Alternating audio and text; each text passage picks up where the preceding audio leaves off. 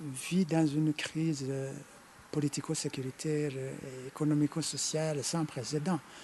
Et tout cela est dû justement à l'entêtement de Pierre Nkurunziza à briguer un troisième mandat qui viole et l'accord d'Arusha et la constitution qui en est issue. La conséquence, c'est que d'abord, au niveau politique, le Burundi n'a plus d'institutions légales et légitimes qui gèrent le pays.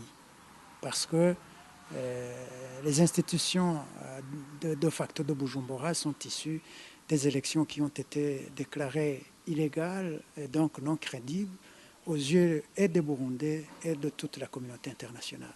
Le Burundi traverse une crise multidimensionnelle sur tous les aspects sécuritaires, politiques, sociaux, économiques et bien d'autres. Donc, la solution n'est autre que l'arrêt immédiat des crimes et cela ne peut pas être fait par un gouvernement de facto qui est le premier responsable de ces crimes. C'est pour cela que nous demandons urgemment l'envoi des troupes de protection des civils. Ça, c'est la première action urgente que nous demandons à la communauté internationale. La deuxième, bien sûr, qui devrait s'atteler à aboutir à des solutions durables, ce sont les négociations inclusives qui opposent ceux qui sont pour le troisième mandat et ceux qui sont contre.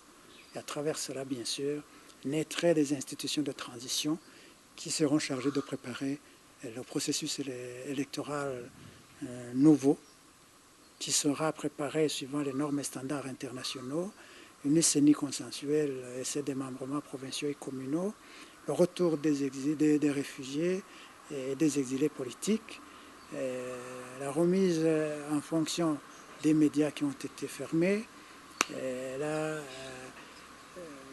liberté des associations de la société civile, le fonctionnement normal des partis politiques qui ont été mis en rencard par le parti au pouvoir. Bref, toutes les conditions optimales pour l'organisation des élections légales et donc crédibles aux yeux du peuple burundais et de toute la communauté internationale.